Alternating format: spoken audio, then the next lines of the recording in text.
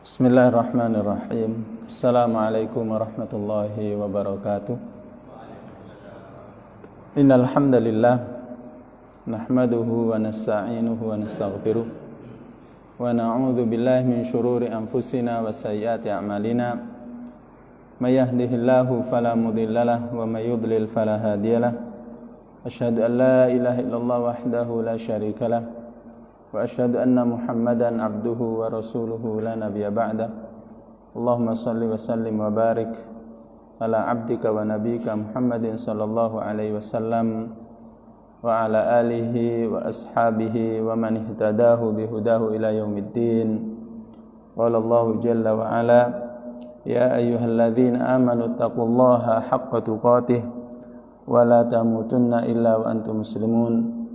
Amma ba'du, fa inna asdaqal hadits kitabullah wa khairal hadi hadi Muhammadin sallallahu alaihi wasallam wa syarral umuri muhdatsatuha wa kullu muhdatsatin fid dini bid'ah wa kullu bid'atin dhalalah wa kullu dhalalatin finnar. Hadirin yang dimuliakan Allah, marilah kita memanjatkan puja dan puji syukur kita kepada Allah Subhanahu wa taala yang telah memberikan kepada kita berbagai macam kenikmatan yang tak terhingga sehingga kita bisa hadir ke masjid ini dalam rangka menjalankan kewajiban kita. Salawat dan salam semoga senantiasa tercurahkan kepada junjungan kita Nabi kita Muhammad sallallahu alaihi wasallam yang telah mengeluarkan kita dari alam kegelapan ke alam yang penuh dengan cahaya, serta kepada keluarganya, para sahabatnya, serta orang-orang yang senantiasa menjalankan sunnahnya. Jamaah yang dimuliakan Allah, pada kesempatan yang lalu kita telah membahas tentang mengusap kepala, juga tentang mengusap imamah surban serta khilaf yang terjadi dalam hal tersebut. Dan pada kesempatan yang baik ini kita akan memasuki permasalahan yang ke-9 minal arkan. Apakah ini termasuk hal-hal yang berhubungan dengan rukun atau bukan? Permasalahan yang ke-9 ini adalah mengusap kedua telinga. Mengusap kedua telinga ini, apakah hukumnya itu suatu keharusan dalam berwudu atau sesuatu yang disunahkan? Apakah kita kalau berwudu kemudian tidak mengusap telinga, apakah wudhu kita itu sah sehingga kita bisa sholat dengan wudhu tersebut, atau kita harus mengulangi wudhu kita? Inilah yang akan kita bahas pada kesempatan ini. Ikhtalafu fi mashil udhunaini hal huwa sunnatun aw faridah. Jadi sudah terjadi khilaf di antara para ulama dalam mengusap kedua telinga. Apakah mengusap telinga itu hukumnya sunnah atau fardu, wajib? Sehingga kalau itu hukumnya fardu, berarti termasuk dari rukun-rukun wudu, harus dilakukan. Kalau sunnah, tidak masalah. Kalau kita seandainya lupa.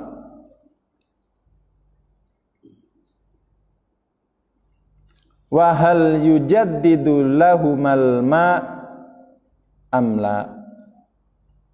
Kemudian dalam berwudu, seseorang itu apakah harus memakai air yang baru untuk mengusap kedua telinga atau tidak? Maksudnya cukup dengan sisa-sisa air mengusap rambut kepala. Fadhahaba ba'dun nas ila annahu faridah. Maka sebagian orang, maksudnya di sini para ulama, mereka berpendapat bahwasanya mengusap kedua telinga itu hukumnya fardu. Harus diusap. Wa annahu yujaddadu lahumal ma'. Dan mengusap kedua telinga itu dengan air yang baru. Ini pendapat yang pertama. Pendapat yang pertama mengatakan bahwasanya mengusap kedua telinga itu hukumnya fardu dan dengan air yang baru. Jadi kalau kita wudu, mungkin yang biasa kita lakukan adalah sesuatu yang disepakati ya. Kita mengusap dari depan ke belakang, kemudian dikembalikan lagi sambil mengusap kedua telinga. Jadi cara kita ini, menurut pendapat ini, masih ada yang kurang. Kenapa? Karena airnya itu sisa dari mengusap rambut kepala. Jadi pendapat yang pertama ini adalah harus mengusap kedua telinga itu, dan itu dengan air yang baru. Umpamanya mengusap rambut, kemudian kembali ke depan, kemudian ngambil air lagi, kemudian diusap kepada kedua telinga. Ini pendapat yang pertama. Wa mimman qala bihadzal qaul jama'atun min ashabi Malik wa yata'awwaluna ma'a hadza annahu madhhabu Malik. Yang berpendapat seperti ini adalah sekelompok dari beberapa santrinya Imam Malik. Bahkan mereka memahami, mentakwil artinya menafsirkan bahwasanya yang mereka pahami inilah mazhab Imam Malik. Liqaulihi fihima innahuma minar ra'si.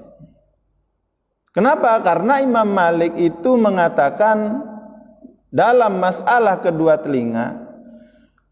telinga itu merupakan bagian dari kepala.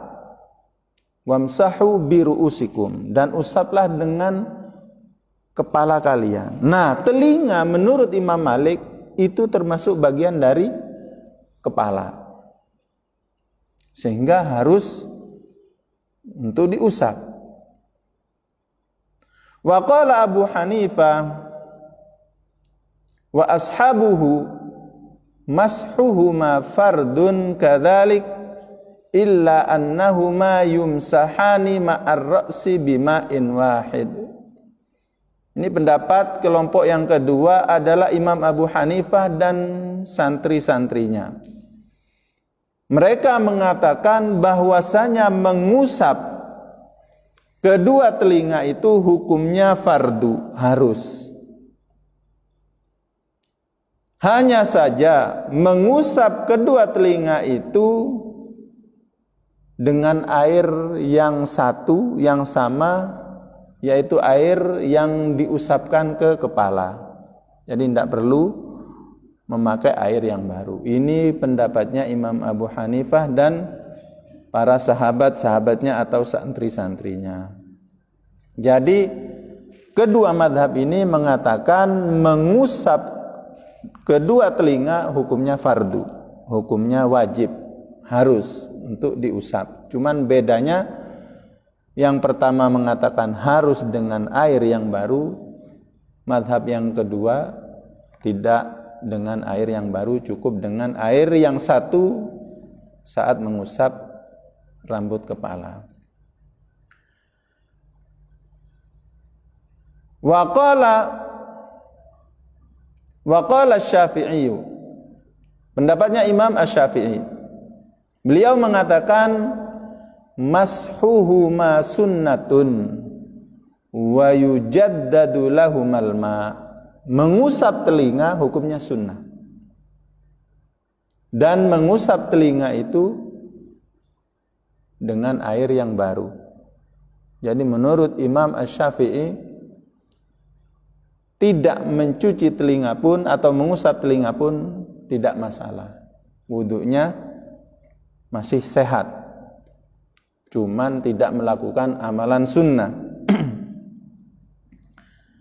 Wa qala bihadzal qaul jama'atun aidan min ashabi Malik wa yata'awwaluna aidan annahu qauluhu lima ruwiya anhu annahu qala hukmu mashihi ma hukmul madmadah.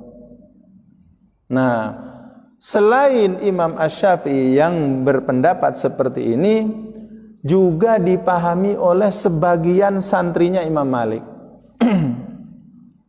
Sebagian kawan-kawan Imam Malik atau santrinya Imam Malik itu sependapat dengan Imam Asy-Syafi'i yang mengatakan bahwasanya mengusap kedua telinga itu hukumnya sunnah.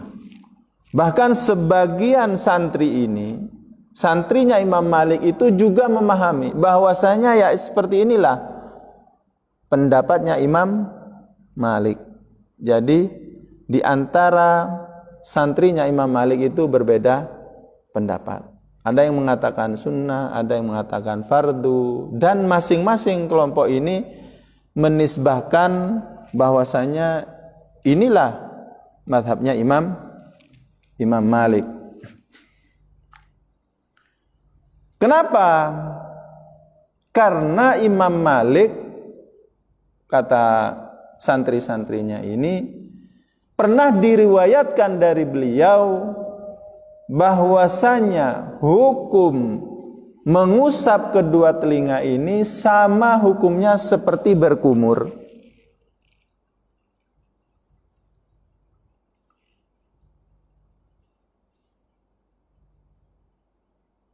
Wa aslu ikhtilafihim fi kauni mashihima sunnatan aw fardhan ikhtilafuhum fil athar al-warida bidzalik. A'ni mashahu alaihi salatu wassalam udhunaihi hal hiya ziyadatun ala ma fil kitab min mashir ra'si. Nah, ini di sini Ibnu Rushd menyebutkan sebab terjadinya khilaf di antara para ulama. Kita belum, atau di sini Ibnu Rushd itu sering tidak menyebutkan madhab Imam Ahmad bin Hanbal. Bagaimana pendapat Imam Ahmad bin Hanbal dalam masalah ini? Menurut madhab Hanabilah, mengusap kedua telinga hukumnya itu fardu. Jadi madhab Hambali mereka itu mengharuskan, sama dengan madhabnya Imam Abu Hanifah dan juga madhabnya Imam Malik menurut sebagian santri-santrinya. Sebab terjadinya khilaf yang menjadikan mereka itu ada yang memahami bahwasanya mengusap kedua telinga itu sunnah, ada yang menganggap fardu. Apa perbedaan mereka dalam mensikapi hadis-hadis yang datang dalam masalah ini? Maksudnya adalah mengusapnya Rasulullah Shallallahu Alaihi Wasallam kedua telinganya. Banyak hadis-hadis yang menyebutkan wudunya Rasulullah itu mengusap kedua telinga. Banyak hadisnya. Tapi ada juga hadis yang tidak menyebutkan pengusapan dua telinga. Nah, dalam mensikapi hadis-hadis yang menjelaskan bahwasanya Rasulullah itu mengusap kedua telinga, apakah yang dilakukan oleh Rasulullah ini merupakan tambahan dari ayat, ataukah memang apa yang dilakukan oleh Rasulullah itu penjelasan ayat tersebut. Nah, inilah sebab terjadinya khilaf. Sebab terjadinya khilaf di antara para ulama itu menebak perbuatan Rasulullah. Perbuatan Rasulullah dalam mengusap telinga, apakah memang itulah makna dari ayat wamsahu biru'usikum itu, atau yang dilakukan Rasulullah itu untuk menambahi amalan-amalan yang di ayat? Bisa dipahami ya? Jadi yang mengatakan harus mengusap kedua telinga, memahami hadits-hadits ini, inilah penjelasan ayat itu. Karena Rasulullah itu datang untuk menjelaskan ayat dalam perintah untuk berwudu. Sebagian ulama mengatakan, oh tidak, ini adalah tambahan, amalan tambahan. Sehingga bisa dikatakan tambahan yang datang dari Rasulullah itu hukumnya sunnah. Yang wajib, yang harus itu yang ada di dalam ayat. Sedangkan di dalam ayat itu tidak ada penjelasan untuk mengusap kedua telinga. Yang ada adalah mengusap kepala. Sehingga yang dilakukan oleh Rasulullah ini adalah tambahan. Ini yang mengatakan, atau yang dipahami oleh Imam Asy-Syafi'i, mengatakan mengusap kedua telinga itu hukumnya sunnah. Karena ini tambahan dari Nabi. Yang fardu itu adalah apa yang tertera di dalam ayat. Inilah sebab terjadinya khilaf para ulama. Kalau dikatakan dalilnya apa?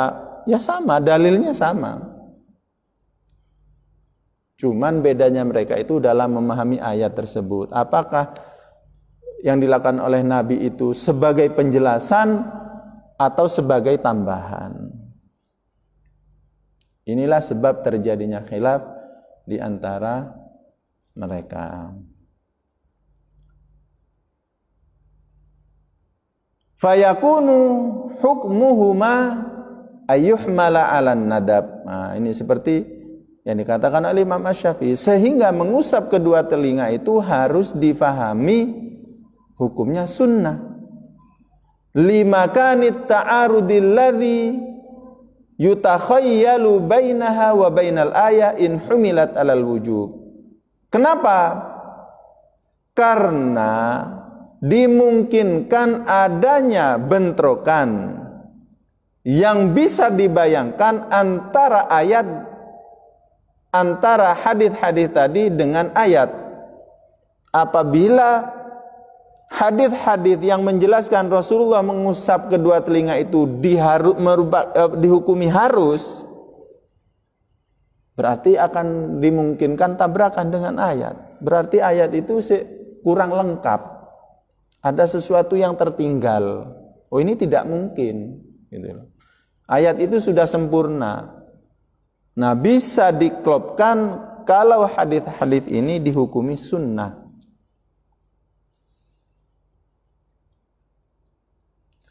Am hiya mabniyatun lil mujmalil ladzi fil kitab fayakunu hukmuhuma hukmar ra'si fil wujub. Nah, ini cara pandangan mazhab lainnya. Berarti hadits-hadits yang menjelaskan Rasulullah mengusap kedua telinga itu adalah penjelasan terhadap globalnya yang terkandung di dalam Al-Quran. Ayat yang di dalam Al-Quran itu global, disuruh mengusap kepala. Nah, telinga termasuk dari kepala, sehingga hukumnya ya harus. Karena Rasulullah itu menjelaskan tata cara mengusap kepala. Termasuk yang diusap adalah telinga. Karena telinga bagian dari kepala. Ini menurut para ulama yang mengharuskan. Kalau Imam Asy-Syafi'i tidak, telinga ya telinga, kepala ya selain telinga tersebut. Nah, sama-sama kuat ya. Secara argumennya ini sama-sama logis.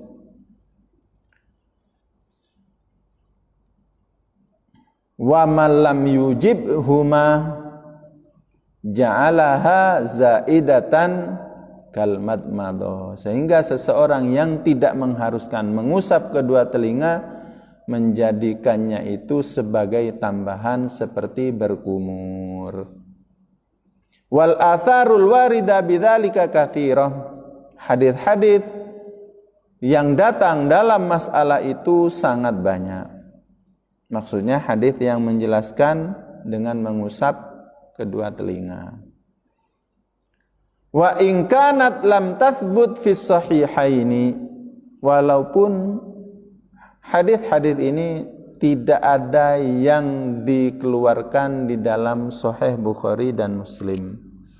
Jadi tata cara wudunya Nabi yang menjelaskan mengusap kepala dengan telinga itu banyak hadisnya. Namun hadisnya itu tidak diriwayatkan oleh Imam Bukhari dan Muslim. Yang diriwayatkan oleh Imam Bukhari dan Muslim itu tanpa menyebutkan mengusap kedua telinga. Sehingga hadis-hadis ini pun dijadikan hujjah oleh Imam Asy-Syafi'i dan yang lainnya bahwasanya mengusap telinga itu bukan suatu keharusan. Buktinya apa? Banyak hadis-hadis yang menjelaskan sifat wudu Nabi itu pun tidak ada kalimat mengusap kedua telinga, bahkan setelah mengusap kepala langsung menjelaskan mencuci kedua kaki atau mengusap kedua kaki. Banyak hadis juga yang menjelaskan seperti itu. Fahuwa qad ishtaharal amalu biha. Namun hadis-hadis yang tidak dikeluarkan oleh Imam Bukhari dan Muslim ini sudah masyhur. Sudah sangat masyhur. Di seluruh kaum muslimin masyhur. Dan ini kemasyhuran amal ini termasuk dijadikan hujjah oleh mazhab Al-Maliki. Karena di antara istimbat Imam Malik dalam menjadikan hadis itu sebagai dalil adalah masyhur. Harus masyhur. Kalau tidak masyhur belum tentu dijadikan dalil oleh Imam Malik. Wa amma ikhtilafuhum fi tajdidil ma. Nah, ini kita melangkah ke sebab terjadinya khilaf di antara mereka yang mengharuskan memakai air yang baru atau tidak. Wa amma ikhtilafum fi tajdidil ma lahuma fasababuhu taraddudul udhunaini baina ayyakuna adwan mufradan bidzatihi min a'dha'il wudu aw yakuna juz'am minar ra'si. Nah, ini sebab terjadinya khilaf dalam memakai air baru. Sebabnya adalah kebingungan mereka, keraguan mereka dalam mensikapi dua telinga. Apakah kedua telinga ini merupakan anggota wudu ya tersendiri atau merupakan bagian dari kepala? Kalau ada yang menganggap telinga ini bagian dari kepala, ya cukup dengan satu air. Tapi kalau menganggap bahwasanya telinga ini adalah anggota wudu yang lain, ya harus dengan air yang baru. Wa qad syadza qaumun fadhahabu ila annahuma yughsalani ma'al wajhi. Ada sekelompok ulama yang nyeleneh, syadza, nyeleneh, mereka berpendapat bahwasanya telinga itu dicuci. Dicuci, kapan dicucinya? Bersamaan dengan mencuci muka. Jadi ada kelompok ulama yang nyeleneh, dalam berwudu itu mereka mencuci muka sambil mencuci telinga.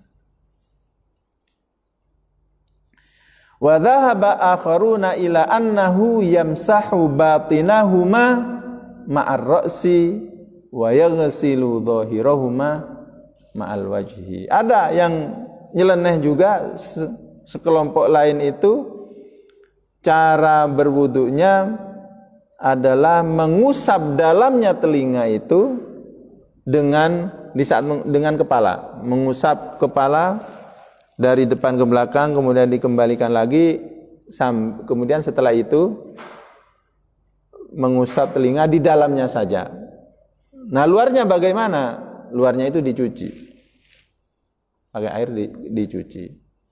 Tapi yang biasa kita lakukan adalah mengusap kepala dari depan, kemudian ke belakang, sambil mengusap dalam telinga dan luar telinga itu dengan jempolan kita, kan gitu. Biasanya kita berwudunya seperti itu. Tapi ini tidak, mengusap dalam telinga itu di saat mengusap kepala, kemudian luarnya dicuci. Wa dzalika litaraddudi hadzal adwi baina ayyakuna juz'an minal wajhi au juz'an minar ra'si. Kenapa?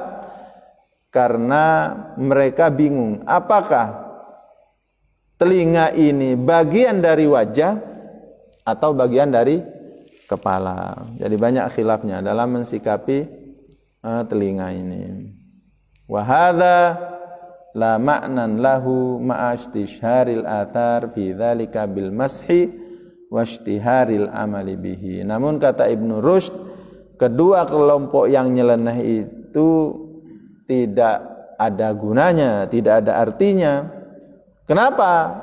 Karena hadis ini sudah masyhur dalam tata cara mengusap telinga, dan amalan yang seperti ini sudah masyhur. Wasyafi'iyyu yastahibbu fihi at-tikrara kama yastahibbuhu fi mashir ra'si. Nah, Imam Asy-Syafi'i tadi yang berpendapat bahwasanya mengusap kedua telinga ini hukumnya sunnah, juga disunnahkan menurut Imam Asy-Syafi'i itu mengusap telinga itu dilakukan 3 kali.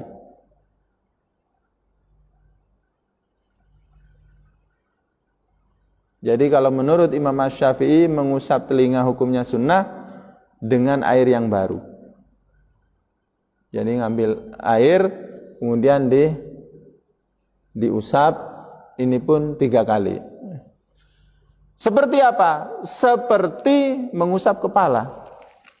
Menurut Imam Asy-Syafi'i, mengusap kepala itu juga disunnahkan 3 kali.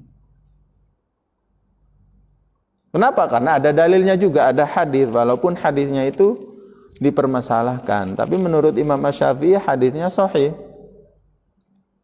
Sehingga mengusap kepalanya sekali boleh. Namun kalau kita berwudu 3 kali tentunya lebih afdol. Begitu pula dalam mengusap kedua telinga ini.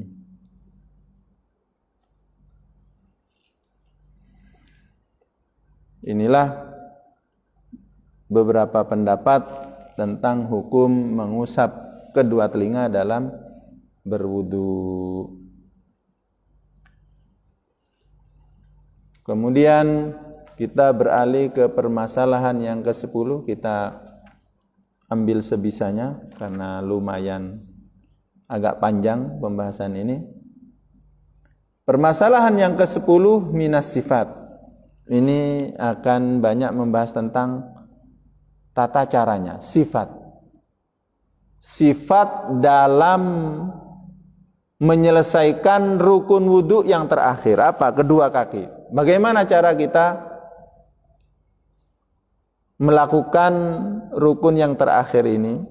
Apakah dengan mencuci kaki atau dengan mengusapnya? Ittafaqal ulama'u ala anna rijlaini min a'dha'il wudu. Seluruh ulama sepakat, tidak ada khilaf di antara mereka bahwasanya kedua kaki ini merupakan anggota wudu yang harus dilakukan. Ini sepakat. Jadi kedua kaki termasuk rukun wudu. Namun mereka berbeda dalam masalah apa? Wakhtalafu fi naw'i taharatihima. Mereka berbeda pendapat dalam jenis mensucikan kedua kaki. Bagaimana cara mensucikan kedua kaki itu? Faqala qaumun taharatuhuma al-ghuslu. Mensucikan kedua kaki itu dengan cara mencuci. Dicuci. Siapa yang berpendapat seperti ini? Wahwal jumhur. Ini adalah pendapat mayoritas ulama. Kebanyakan ulama berpendapat kedua kakikum wa arjulakum. Wamsahu biru'usikum wa arjulakum. Ini bacaan yang pertama seperti itu. Dengan menasabkan wa arjulakum. Kenapa dibaca nasab? Harokatnya fathah, arjulakum. Padahal sebelumnya itu dengan kasroh, dengan majrur. Wamsahu biru'usikum wa arjulakum. Nah, wa arjulakum di sini ini disamakan dengan anggota wudhu sebelumnya. Faghsilu wujuhakum dinasabkan, difathahkan. Wa aidiyakum, berarti kaki ini cara mensucinya sama dengan wajah dan tangan, harus dengan dicuci. Faghsilu wujuhakum wa aidiyakum wa arjulakum. Ini secara tata bahasa seperti itu. Wujuhakum di sini maf'ul bih, wa aidiyakum maf'ul bih, wa arjulakum maf'ul bih. Dibaca dengan nasab atfan alal maghsul, karena hukumnya ma'tuf, diatafkan dengan, digandengkan dengan yang dicuci di depan tadi. Ini bacaan Quran yang pertama. Wa qira'ata man qara'a wa arjulikum bil khafdi. Bacaan yang kedua adalah seseorang yang membaca Al-Quran dengan wa arjulikum kasra, wamsahu biru'usikum wa arjulikum. Kalau secara bahasa seringnya yang dipakai itu ataf ini ke yang sedekat. Wamsahu, dan usaplah biru'usikum dengan kepala kalian, wa arjulikum dan kaki kalian. Jadi dalam membaca ayat ini ada dua qiraah dan dua-duanya ini masyhur. Dengan fathah yang pertama, yang kedua dengan kasroh. Kalau ini artinya jadi beda-beda. Makanya kalau kita membaca dalam bahasa Arab, salah harokatnya satu saja terkadang itu mempengaruhi maknanya. Sehingga bacaan yang kedua ini wa arjulikum, jadi hukumnya harus diusap, karena atafnya tidak ke depan tadi, atafnya kepada kepala. Kepala diusap, kaki juga diusap, karena sama-sama kasroh. Atfan alal mamsuh, yaitu diatafkan, digandengkan terhadap sesuatu yang diusap. Wa dzalika anna qira'atan nasbi zahiratun fil ghusli. Kalau seseorang membaca ayat tadi wa arjulakum, ya jelas-jelas berarti cara mensucikannya itu dengan mencucinya. Wa Wa qira'atul khafdi zahiratun fil mashi. Begitu pula bacaan dengan jer, dengan mengkasrohkan wa arjulikum, itu jelas-jelas artinya dengan mengusap. Kadzuhuri tilka fil ghusli, seperti jelasnya tadi itu dalam mencuci.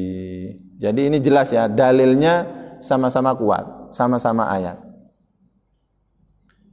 Nah, pendapat yang ketiga tadi, bagaimana pendalilannya? Faman dhahaba ila fardihima au ila fardihima, faman dhahaba ila anna fardahuma wahidun min hataini taharataini ala ta'yin, imma al-ghuslu wa imma al-mashu, dhahaba ila tarjihi dhahiri ihdal qira'ataini ala al-qira'ah ats-tsaniyah. Jadi pendapat yang ketiga ini mengatakan, maksudnya kok memberikan pilihan.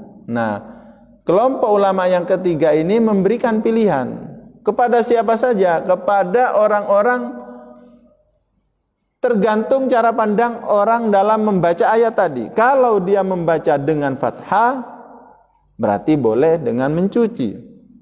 Kalau dia membaca atau lebih memilih menguatkan bacaan dengan kasroh, berarti boleh baginya untuk mengusap.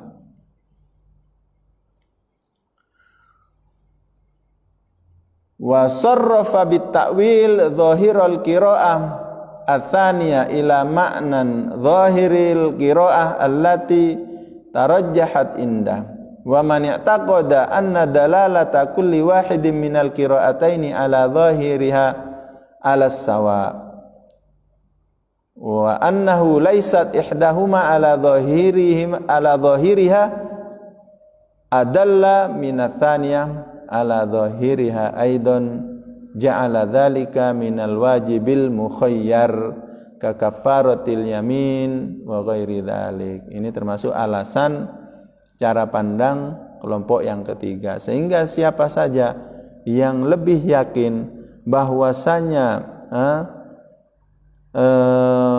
tanda-tanda masing dari dua bacaan tadi secara zahirnya itu memang sama, boleh dengan kasroh, boleh dengan fathah, ya berarti mengharuskan ke salah satu itu tidak boleh. Karena hukum kedua bacaan ini sama-sama masyhur. Sehingga wajib mensucikan kedua kaki, namun cara pensuciannya itu diberi pilihan. Seperti apa? Seperti kafaratul yamin. Kalau seseorang bersumpah, ternyata dia melanggar sumpahnya. Bagaimana cara menebus dosa ini?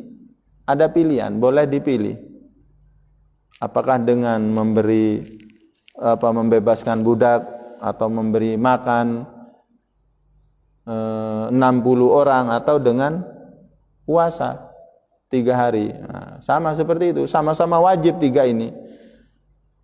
Tapi tidak semua 3 itu dilakukan. Yang harus dilakukan adalah memilih. Membebaskan budak atau memberi makan atau berpuasa. Begitu pula bersuci dalam mensucikan kaki dalam berwudu ini.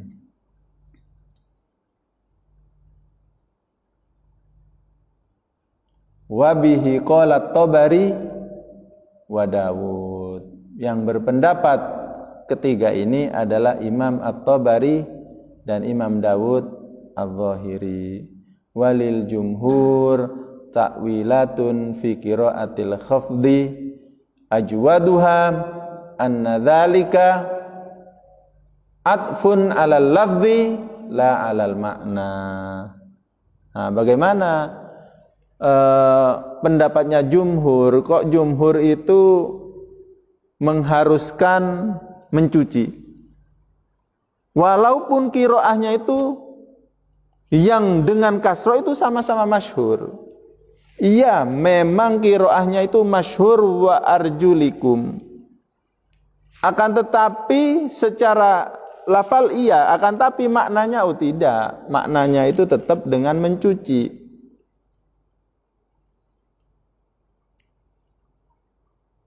Kenapa? Karena di dalam tata bahasa Arab itu sering terjadi mengatafkan kalimat, ya seperti qiraah yang kedua, wamsahu biru'usikum wa arjulikum. Arjulikum ini digandengkan dengan yang paling dekat. Ya boleh seperti itu, bacaan seperti itu memang lebih seringnya seperti itu. Akan tetapi maknanya belum tentu sama. Karena di dalam pemakaian bahasa Arab itu banyak terjadi. Secara harokatnya sama tapi artinya beda. Maksudnya diatafkan lafalnya itu digandengkan, akan tapi artinya tidak digandengkan. Itu terjadi. Inilah kilahnya jumhur ulama. Alasannya jumhur ulama kok tidak menerima dengan keharusan dari bacaan yang kedua ini. Nah itu kilahnya seperti tadi. Idz kana dzalika mawjudan fi kalamil Arab. Karena yang seperti itu ada di ucapan orang-orang Arab, seperti mithlu qauli syair, seperti ucapan seorang penyair, la'ibaz zamanu biha wa ghayyaraha ba'da sawafil huri ba'da sawafil mururi wal qatri ba'da sawafil mururi wal qatri. La'ibaz zamanu biha, ini penyair ini mensifati seseorang termasuk rumahnya. La'ibaz zamanu biha, zaman itu mempermainkan bangunan itu. Wa ghayyaraha, dan merubahnya. Jadi bangunan manapun kan gitu, semakin lama itu tuh akan berubah kan gitu. Dengan berjalannya waktu, bangunan itu tidak dalam kondisi yang sama, itu pasti akan berubah kan gitu. Kena sinar matahari, kena air kan gitu, akhirnya berubah. Yang bangunan baru sama tua beda kan gitu. Nah ini la'ibaz zamanu biha wa ghayyaraha. Zaman itu mempermainkan bangunan itu atau istana itu dan merubahnya. Ba'da sawafil mururi wal qatri, setelah dengan berjalannya waktu dan hujan. Setelah berjalannya waktu dan hujan. Bacanya al-mururi wal qatri. Yang lebih bagus memang seperti ini. Sawafil mururi wal qatri. Mengatafkan kata lafal itu memang baiknya ke yang paling dekat. Sehingga harus sama-sama kasroh. Sawafil mururi wal qatri. Tapi secara makna tidak bisa. Seharusnya maknanya itu waktu adzan. Bisa dibaca al-qatru gitu loh, didomahkan. Karena yang termasuk yang mempermainkan bangunan itu adalah hujan juga. Gitu.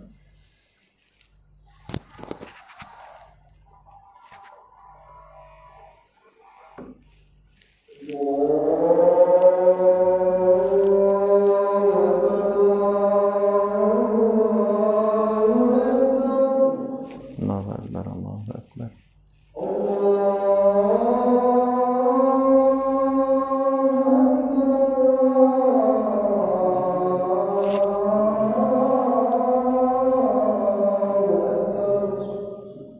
Akbar.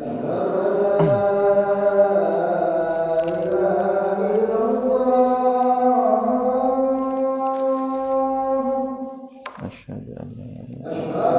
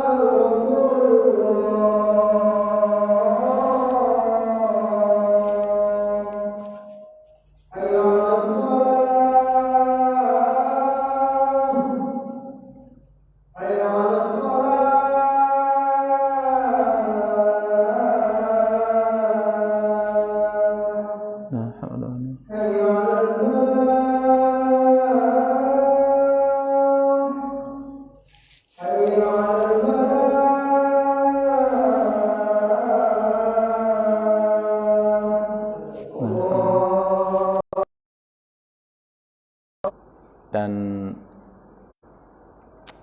apa yang ingin ana sampaikan dalam waktu singkat ini nanti dibuat perbandingan. Saya perhatikan di beberapa masjid yang mereka itu sebenarnya lebih dekat kepada sunnah, cuman dalam masalah iqomahnya ini mereka melakukan sesuatu yang tidak sunnah. Saya kemarin itu tak pelajari lagi, karena di Bangil pernah saya menegur tata cara iqomah mereka. Tidak pakai mikrofon langsung iqomah.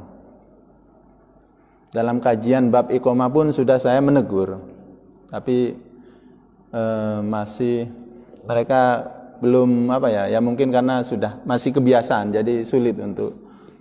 Dan saya sampai tanya ke salah satu ustadz di situ, apakah antum pernah mendengar ada pendapat lain dalam tata cara iqomah itu sehingga tidak dengan suara yang paling keras? Padahal secara hukum iqomahnya itu lebih penting daripada adzan. Kalau seandainya antum tidak adzan, menurut orang yang menghukumi sunnah, iqomahnya itu lebih harus gitu. Ana perhatikan beberapa hadis, ana pelajari di beberapa mazhab juga, yang ana dapati itu adalah sebaliknya. Jadi di antara sunnah para sahabat, sunnah Rasulullah dan para sahabat itu adalah mengumandangkan iqomah itu harus lebih keras daripada adzan. Karena banyak dalil-dalil. Di antara dalil yang disebutkan oleh Syekhul Islam Ibnu Taimiyah adalah apa yang diriwayatkan oleh Imam Ahmad bin Hanbal. Walaupun hadisnya ini diperselisihkan dalam masalah apakah ini hadis marfu atau hadis yang mursal. Karena Bilal mengatakan, "Ya Rasulullah, la tasbiqni bil amin." Wahai Rasulullah, kalau antum mengimami, jangan dahului saya itu dengan amin. Maksudnya Bilal ini apa? Bilal di saat mengumandangkan adzan itu kan naik menara. Begitu pula iqomah.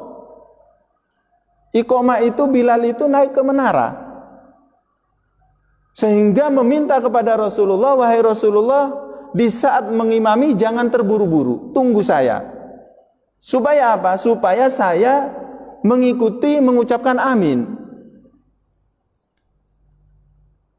Dari hadis ini Syekhul Islam beristimbat bahwasanya tempat adzan dan iqomah itu satu. Kalau muadzin biasanya di sana, iqomahnya pun harus di sana. Tidak boleh di sini. Itu satu. Dalil yang pertama. Dalil yang kedua adalah hadis yang diriwayatkan oleh Imam Malik dari Nafi'. Nafi' ini termasuk gurunya Imam Malik, dan Nafi' ini adalah maula Ibni Umar. Imam Malik meriwayatkan dari Nafi' dari Abdullah Ibnu Umar, mengatakan,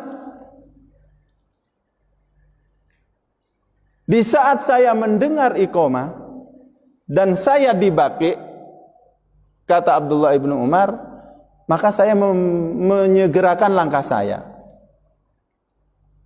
Ini hadis ini kata Imam Bukhari, kalau ada hadis yang diriwayatkan oleh Imam Malik dari Nafi' kemudian Abdullah Ibnu Umar, ini hadis disebut dengan sanad emas. Kenapa seperti itu? Karena jarak riwayatnya itu sangat dekat. Imam Malik, Imam Nafi', Abdullah Ibnu Umar nyampe kepada Rasulullah. Nah, Abdullah Ibnu Umar mengatakan, jika saya mendengar iqomah dan saya di Baqi, maka saya mempercepat langkah saya. Nah, dari hadis ini bisa difahami bahwasanya kebiasaan Rasulullah dan para sahabat mengumandangkan iqomah itu dengan keras. Kalau hanya atau tidak ke menara itu, tidak mungkin Abdullah Ibnu Umar mendengar iqomah. Karena jarak Masjid Nabawi dengan Baqi itu jaraknya 500 meter. Kalau antum tidak pakai pengeras di sini, iqamah, jarak 100 meter atau 50 meter, kira-kira dengar? Tidak mungkin dengar, kan gitu. Jadi yang bisa difahami dari hadis Abdullah ibnu Umar ini berarti di zaman Rasulullah iqamah itu keras. Bahkan lebih keras daripada azan. Jarak 500 meter itu mereka masih mendengar. Ini dalil yang kedua. Dalil yang ketiga, di dalam hadis yang sahih itu menjelaskan bahwasanya sebagian sahabat, kebiasaan sahabat, mereka berwudu tatkala mendengar iqamah. Sehingga Imam As-Suddi menjelaskan hadis ini mengatakan, kenapa para sahabat itu seakan-akan kok berleha-leha, kan gitu. Mendengar iqamah baru mereka berwudu. Imam As-Suddi menjelaskan sebagian sahabat melakukan hal ini karena dimungkinkan Rasulullah dalam mengimami sholat itu cukup panjang. Sehingga mereka berwudu di saat mendengar iqamah pun masih nututi, masih mendapatkan rakaat pertama. Ini menurut penjelasan Imam As-Suddi. Sehingga dari hadis-hadis ini bisa dipahami bahwasanya iqamah dan azan di zaman Rasulullah SAW itu dengan suara yang sama persis. Kalau bisa lebih keras lagi. Karena Syekhul Islam mengatakan adzan dan iqamah itu adalah dua panggilan. Jadi kalau dikeraskan satu, pincang. Kemudian juga Abu Hurairah dan sahabat-sahabat yang lainnya, mereka mengatakan kepada imamnya itu sama seperti apa yang dikatakan Bilal kepada Rasulullah. Wahai imam, jangan bersegera mengimami, tunggu kita. Maksudnya tunggu kita ini yang bagian iqamah ini. Jangan sampai antum sudah amin, saya belum turun atau belum ikut sholat. Bisa dipahami ya? Dan ini sunnahnya Rasulullah dan para sahabat. Kalau kita tidak melakukan hal itu, tentunya kita melakukan kebalikannya. Apa? Khilafus sunnah. Kalau khilafus sunnah berarti amalan bid'ah. Tapi ini menurut sepengetahuan ana. Bisa antum tanyakan mungkin kepada asatidzah yang lebih senior. Soalnya sudah agak lama ana ini mencermati hal ini. Termasuk di Manarul.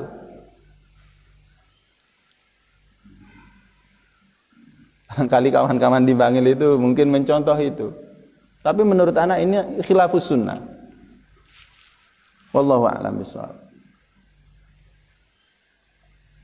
Kita cukupkan ya. Kita tutup dengan doa kafaratul majlis. Subhanakallahumma wa bihamdik, asyhadu an la ilaha illa anta astaghfiruka wa atubu ilaik. Wassalamualaikum warahmatullahi wabarakatuh.